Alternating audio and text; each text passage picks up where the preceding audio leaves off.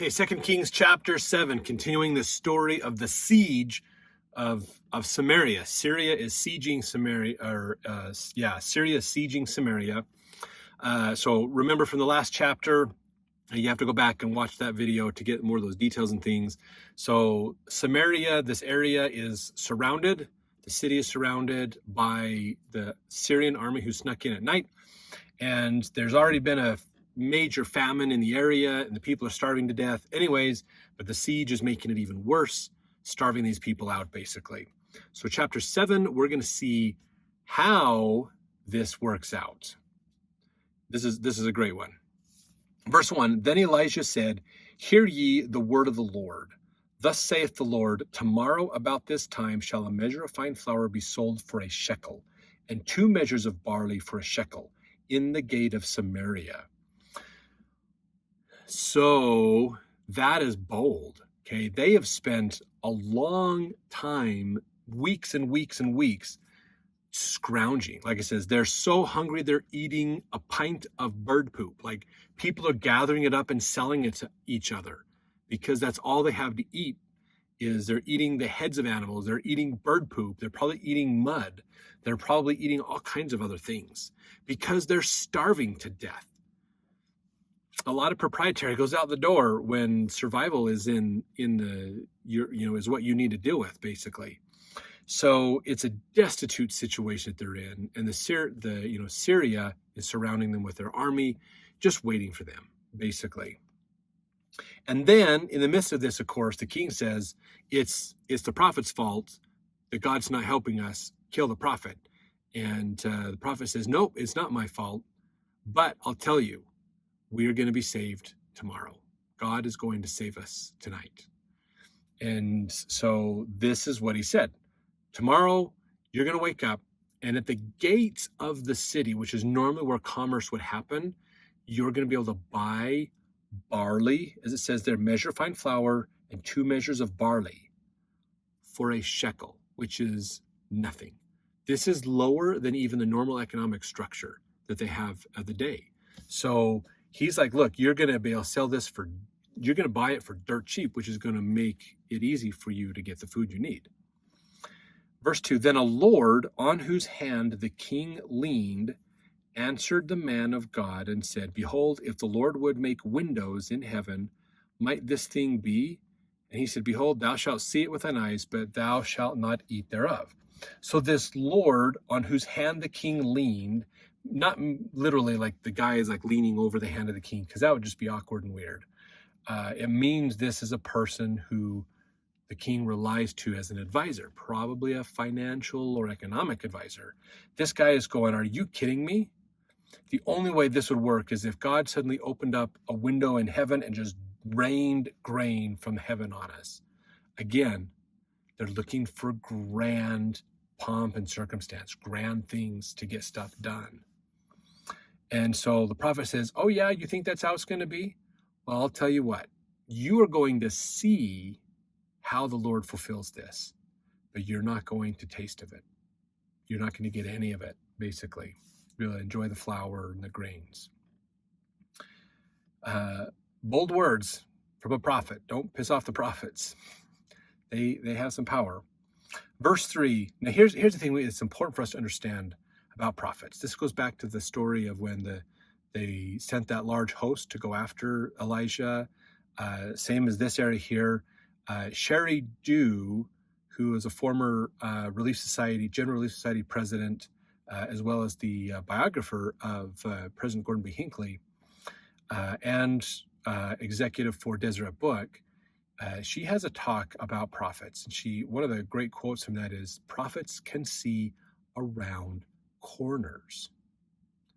This is the common fallacy of humans, is we can't see around corners without some kind of physical aid to help us literally see around a corner.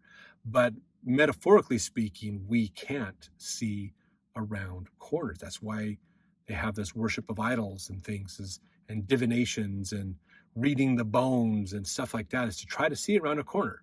Well, prophets can see around the corner because the prophets are true. They really can see around the corner. Everybody else is just guessing, basically.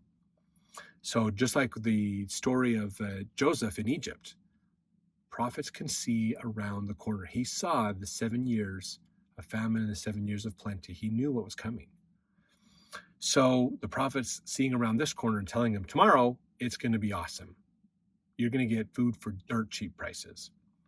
So verse 3, and there were 4 leprous men at the entering in of the gate, and they said one to another, why sit we here until we die? If we say we will enter into the city, then the famine is in the city, and we shall die there. If we sit still here, we die also. Now therefore come, and let us fall unto the host of the Syrians.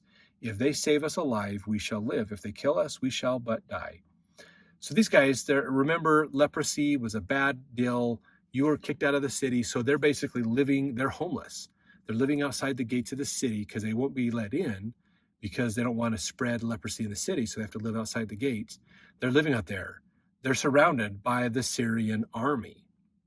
And they're going, well, if we stay here, we're in the middle of a battle. We're right in the middle of everything. We're going to die. If we go into the city where everybody's locked up, they're all starving to death. We're going to die. We're going to die no matter what we do. So let's at least go to the Syrians and let's see if they will help us or at least let us pass and get out. That's our best chance of living. If we sit here, we're going to die in the middle of this war, and we're going to die of starvation because no one's coming out of the city to help us. Everybody else in the city is dying of starvation. So they're no better off than we are. We might as well, even though there's no chance that we'll make it, it's a little bit glimmer of hope that maybe we'll make it by going to the Syrian army. And if they kill us, well, we're going to die anyways. But rather than starve and die slowly, they'll kill us quickly. So that was it. They're not a good outlook, but that's what they're thinking, basically. So verse 4, if we say we will enter into the city. Oh, wait, I think I just read that one. Sorry. Verse 5, and they rose up in the twilight to go unto the camp of the Syrians. And when they were come to the uttermost part of the camp of Syria, behold, there was no man there. So they went to the Syrian camp at twilight. So this is at night. Probably the moon is up so they can see a little bit. They go to the camp of Syria. There's no one. The Syrians aren't there. They've abandoned their camp. Verse 6, for the Lord had made the host of the Syrians to hear a noise of chariots and a noise of horses, even the noise of a great host.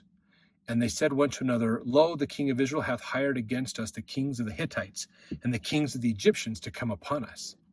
Wherefore they arose and fled in the twilight and left their tents and their horses and their asses, even the camp as it was, and fled for their life. So something stirred them up and made them believe there's a sound, as if there's suddenly chariots and horses and an army gathering in the dark, preparing to fight the Syrians. And the Syrians are going, what the heck? What could have happened? The king must have hired out other nations to attack us and destroy us. There's no hope for us. We're going to lose. They sound like they're prepared to fight us in the dark. Let's get out of here. So they got scared and they panicked and they fled. And they fled so fast, they left everything behind, basically.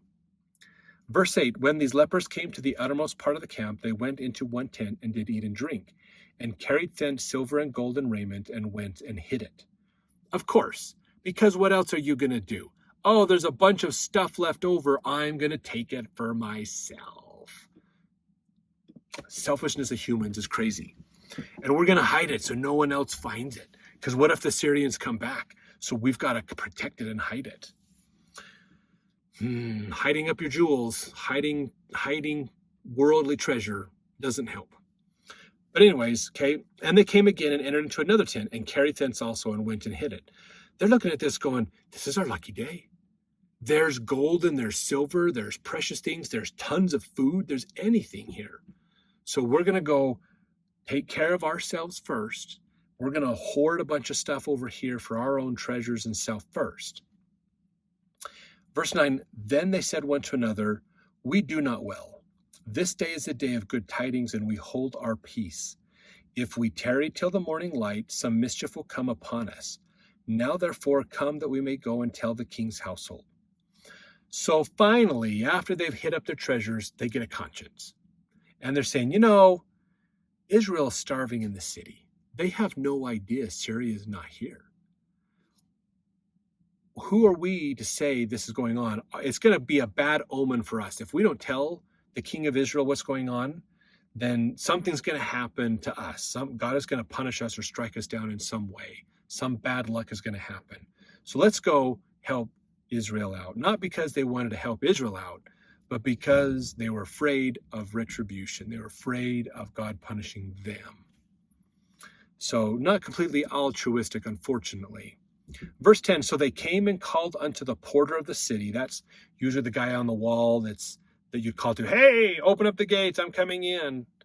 Okay, and they told them, saying, we came to the camp of the Syrians, and behold, there was no man there, neither voice of man, but horses tied and asses tied, and the tents as they were.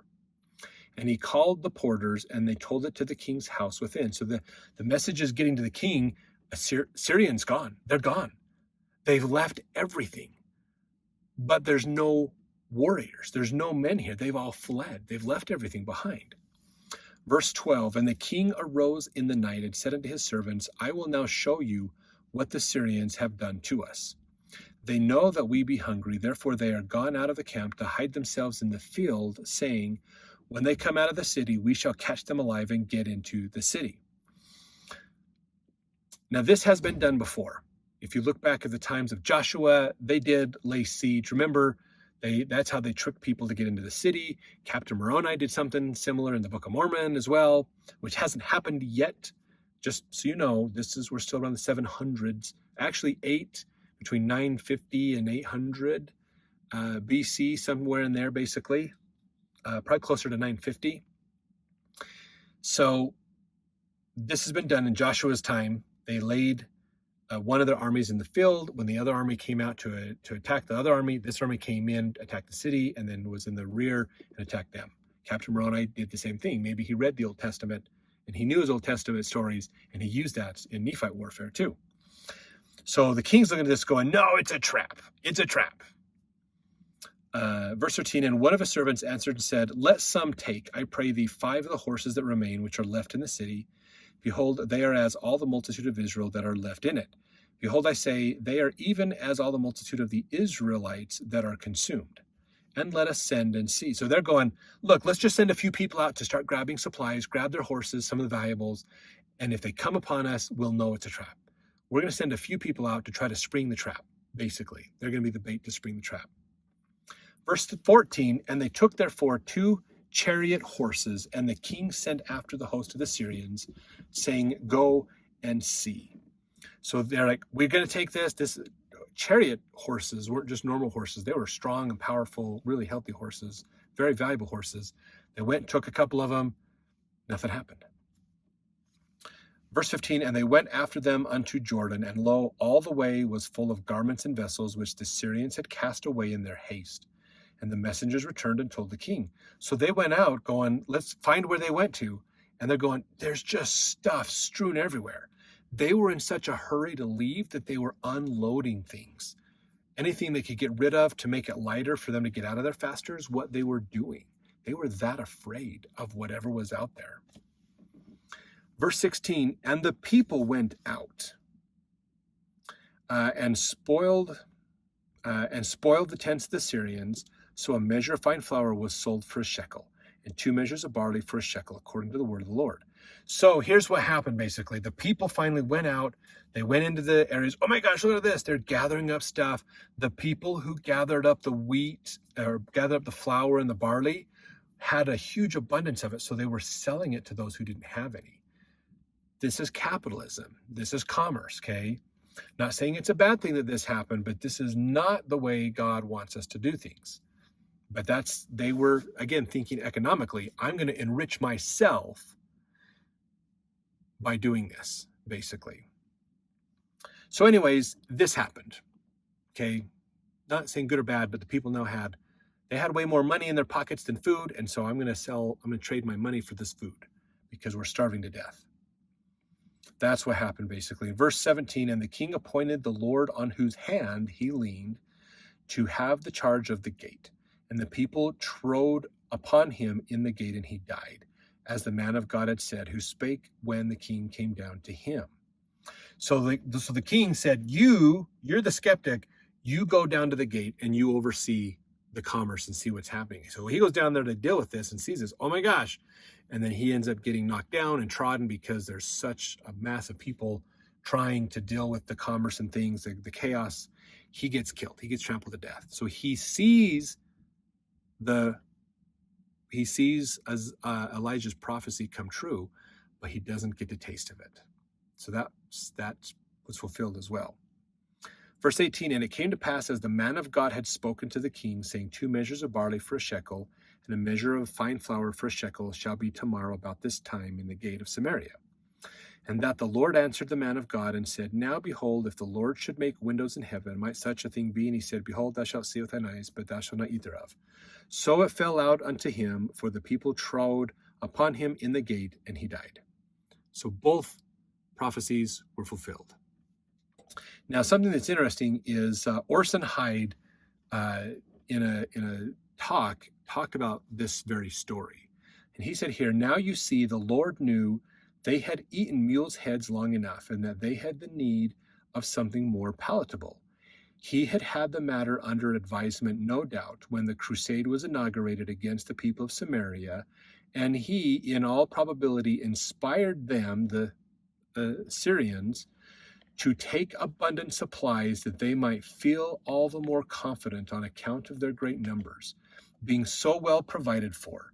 They no doubt calculated that they had a sure thing, little thinking that God was making them pack animals to take to his people what they needed. Their Father in heaven knew that they had need of them, and he sent them, and the people of Samaria brought them into the market. And behold, and lo, the multitude rushed together, just as hungry people will, and this nobleman came out also, and he was trodden down under foot and stamped to death. He saw it, but he never tasted it. That is the reward of those who disbelieve the prophets of God.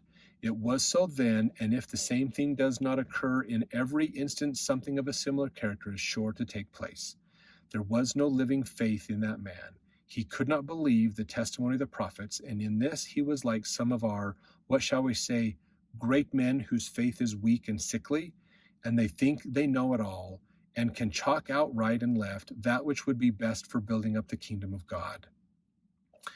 So Orson Hyde is saying in there, basically taking the story of an analogy of there are people today who would steady the ark, who believe they know better than the prophet of how to run the church, how to run the kingdom, how to build it up. And they don't, because they're lacking their faith in God. It's not the prophet we look to for the building up of the church. It is God we look to for the building of the church. The prophet is just a spokesperson. The prophet's not doing things of his own necessarily. He's doing what God is telling him.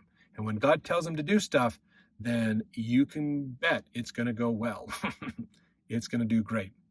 Now, interesting, Heber C. Kimball prophesied as well back then that the saints in the Salt Lake Valley would be able to purchase goods more cheaply than they could back east. The prophecy was fulfilled when thousands came through the valley during the California gold rush. So if you look at B.H. Roberts' A Comprehensive History of the Church, you can get more details on that story. But basically the story was that the saints were pretty destitute. They were struggling to eke out a living here. Now, of course, all the commerce, the textile factories, the furniture manufacturers, the sawmills, that was all well established in the East. The problem is to get those supplies is expensive because you have to buy it and then you have to pay someone to bring it to Utah. And that was not cheap. And so Heber C. Kimball made a prophecy saying, if you are faithful, you do your right here, then God will bless you to be able to buy goods for cheap. And so what happened was when the gold rush of 49 happened in California, tons of people came west and they were unloading all their stuff to travel faster and lighter to get to California. It was a first come, first serve to get those claims. And so as they were unloading stuff, they were selling everything they could basically to the Mormons. So they had some money, some compensation for their stuff so they could continue on and buy claims, buy shovels and pickaxes and pans and things so they could mine gold. And so they believed, I'm going to sell my stuff cheap to get rid of it. I can move faster and easier. I can get there quicker. I can buy my supplies and I can go make myself a fortune in California. And most of them never did. The most successful people in the California gold rush were people selling shovels. and pickaxes, the suppliers. So always remember, if there's ever a rush to do something, who's supplying the people that are rushing? That's where the money's made. Not the people not rushing to get the thing, but the people selling the equipment and supplies for those people. That's where the most money's made. So you got to think lateral on that as an entrepreneur opportunity. But the prophet's words were fulfilled in a miraculous way, and he saved Israel from being destroyed by Syria. So fascinating. I'd love to hear your comments. What do you think about this? And what are things maybe in our modern day where we have been saved because of following the prophet's advice? I would argue that word of wisdom is one of those areas where following the prophet's advice has been vindicated and fulfilled. It took about 150 years, but it has been fulfilled. Science has caught up to what Joseph Smith got for the word of wisdom, and we now know why eating healthy is very important. It's common knowledge today, but it wasn't. It was completely contradictory when Joseph got that revelation. So what are some other things that you think of that are modern day experiences that would be analogous to this same type of a story? Look forward to seeing you in the comments. And in the next chapters, we continue the stories of Elijah.